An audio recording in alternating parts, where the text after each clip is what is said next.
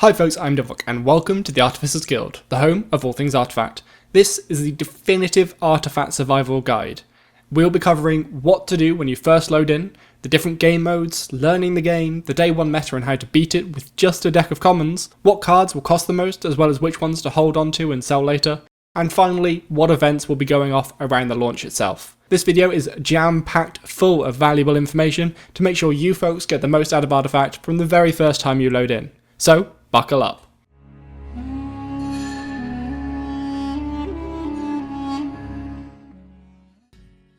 I know, you've been waiting months to get your hands on Artifact.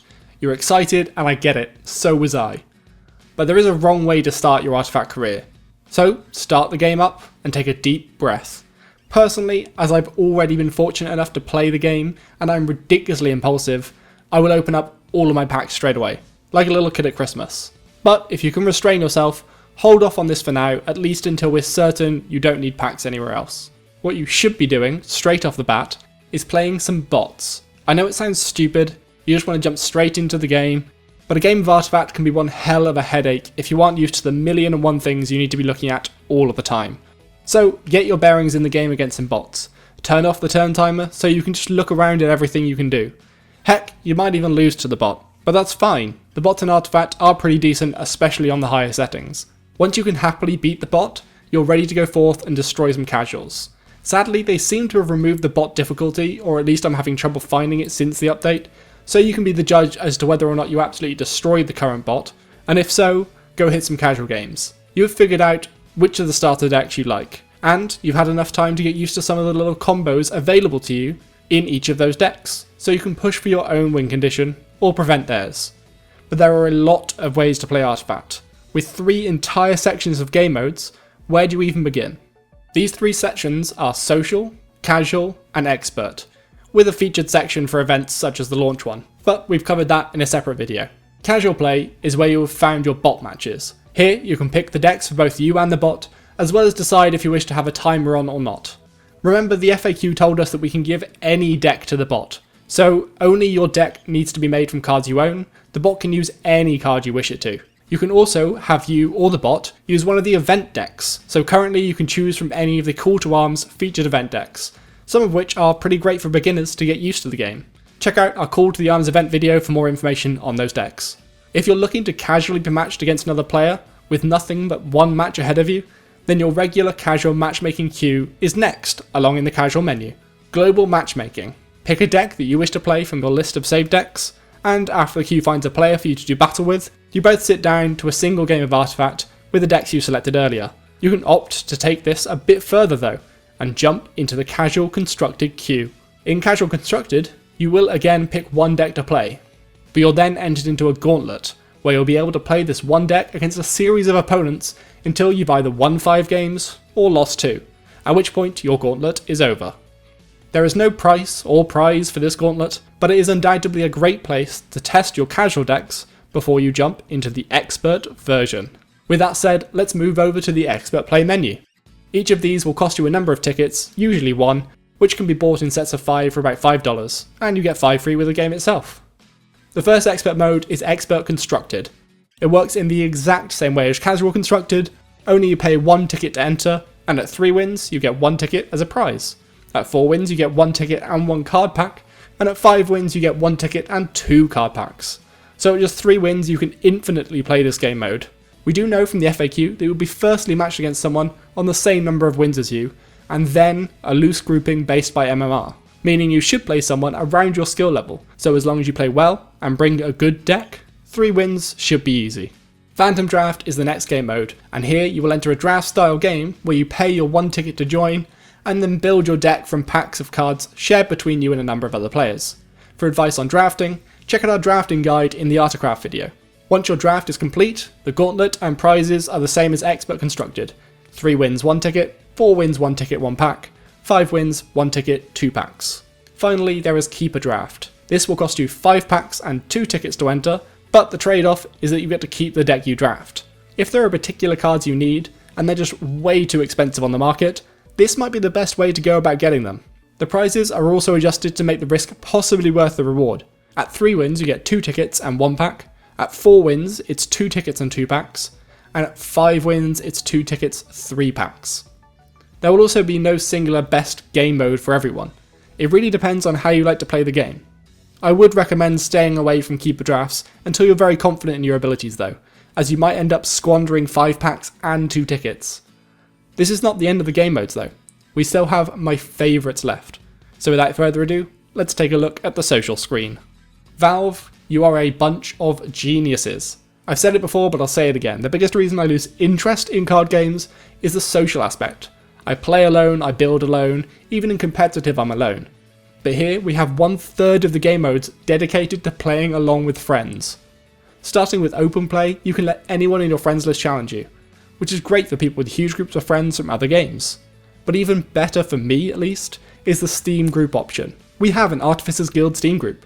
That means that even without any mods or me helping, you can challenge anyone in the entire guild to a game. That is simply incredible.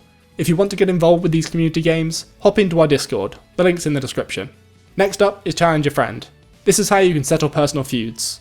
It's my turn to do the dishes, well, how about we duel for it? Or, if you're looking to go pro, you can use this feature to secretly scrim with other top players to develop super secret strategies. And then finally, we have the best game mode of all, tournaments. Free for all to set up and free for all to play it. Unfortunately, just constructed for now, but even so, this game mode will be epic. Join our Discord for guild tournaments soon. So, those are all the game modes available to you.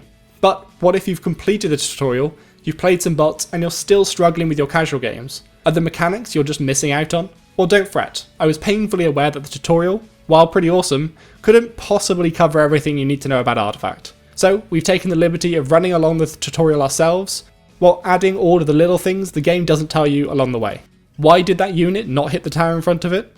Why does my coin have a logo on it and theirs has a pair of crossed swords? We cover the basics and try to explain the most important, but also not necessarily easy mechanics in our tutorial video. Go check that out if you find yourself becoming stuck. Now you know how to play and where to play, let's tell you how to win. What can you expect to see a lot of in the day 1 meta? Well, this early meta will decide a lot of the games, and the decks that newer players see the most success with will be frequently found in the casual and competitive games alike. The early meta will almost definitely be red centric. The heroes in red don't necessarily need a lot of fancy spells to work correctly, and because of that, people with fewer cards, or a lack of understanding of some cards, will be able to win a lot more with them. Bristleback and Beastmaster are both common red heroes, and they're both incredibly strong, so expect to see a lot of those. So how can you prepare for this? Well, red suffers quite badly from lacking control. The only area of effect damage they really have access to is cleave, and that can be easily manipulated. So if I had to recommend you a deck to play on day 1 against the hordes of Bristlebacks and Ursas coming your way, it would be to play green.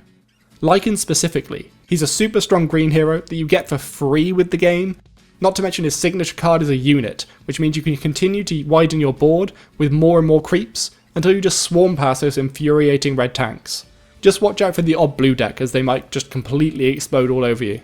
So if red will be the most common deck early, because it's easy to use without many cards, and green is probably the best answer to it, I decided to make a full common starter deck for you guys that is green-red. The heroes we're looking for are Lycan, Treant Protector, Magnus, Bristleback, and Beastmaster. You can, however, swap out Magnus or Treant for Enchantress, and Bristleback can be swapped out for Sven, Ursa, or even Mazzy.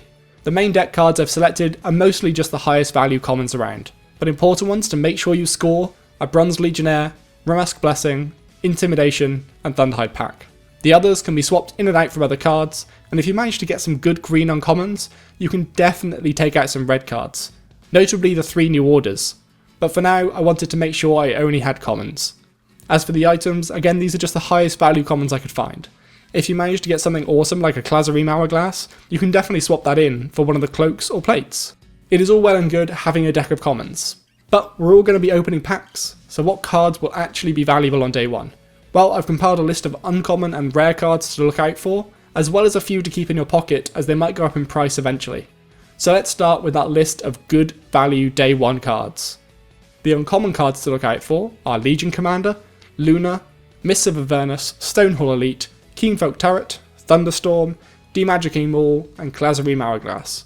And for rares, you want to look out for Axe, Karna, Lich, Storm Spirit, Tinker, Drow Ranger, At Any Costs, Unearthed Secrets, Conflag, Cheating Death, Annihilation, Spring the Trap, Steam Cannon, Time of Triumph, Emissary of Quorum, Vesture of the Tyrant, and the Horn of Alpha.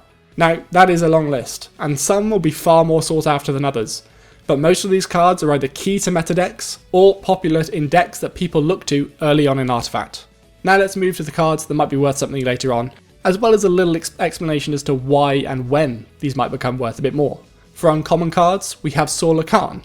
Aggro decks need her, but they're typically harder on in Artifact, so you won't see much of these earlier. Next up, we have Stars Align. Similarly to Solar Khan, this is a key part of the infamous Incarnation combo deck. But combo decks, you won't see super early on, as they're a bit harder to get your head around, and require quite a few relatively uncommon and rare cards. So another one to hold on to for now. And finally, in our list of uncommons, is Smash the Defenses. This card isn't really a key part to any deck, instead it's just incredibly high value. It might cost a lot from day one, but if not, it will soon after. And for future rare cards to look out for, we start with a pretty strange pick. Meepo. Undoubtedly one of the worst, if not the worst hero in Artifact. Why would Meepo be worth holding on to? Well, he is a fan favourite of Dota players, and people will see him as both a meme or a challenge to build around, which can both be quite popular concepts. And also, he has one of those seemingly bad cards, his signature card, which lets you summon another Meepo. But in one or two expansions, there might be something that comes out that just makes this incredibly overpowered. So definitely one to hold on to if you get the chance to have him. Finally, we have Ravenous Mass and Corrosive Mist. Both of these cards, towards the end of the super closed beta, we're just starting to see more players looking at them. So there is definitely potential for these cards. Not to mention, they both have extreme effects. So after a certain expansion, or after a bit of a meta change, these might become staple in certain decks. So there you are, all prepared, ready to take on the world of Artifact. But in all of this buzz, you forgot to see what was actually happening. The launch of the game is no small thing. Aside from the in-game featured event Call to Arms, what is there for you to do out there? Well, on day one there will be at least one tournament that we know of so far, being run by the guys over at brainscans.net. This will be streamed by them, so go check out their site to follow that tournament. And as we close in on the day itself, I'm sure other tournaments will be announced. So make sure you follow us on Twitter, at Artificer_Guild, where I'll tweet out about any of the other tournaments that I come across. As far as streams to go see, BTS Artifact will undoubtedly have a launch stream, which will be where the majority of people flock to. However, I will be having my very own launch party. I will not be streaming or running any super official tournaments and the like. Instead, the doors of my Discord will be wide open for anyone that wants to come and hang out. We'll play mini tournaments, help you out with any questions you have, and facilitate trading and much more. Finally, to celebrate this game we've all waited so long to come out, we've released the official Artificers Guild Artifact Launch Party t-shirts. I'll probably give a couple of these out on the day, but if you want to go take a look, check the links below. Make sure you get one soon though, as they're going to be coming off sale just after launch, to make sure only people there at the launch party will be able to claim one. And they're available in both North American dates and Europe dates. So there you have it, your Artifact Survival Guide. You're now kitted out to the teeth, ready to take on anyone, and I hope to see you out there on the battlefield. As always, thanks for watching, and if you enjoyed the content, feel free to like and subscribe as it really helps the channel out. I'm Divok of the Artificers Guild, and I will see you next time.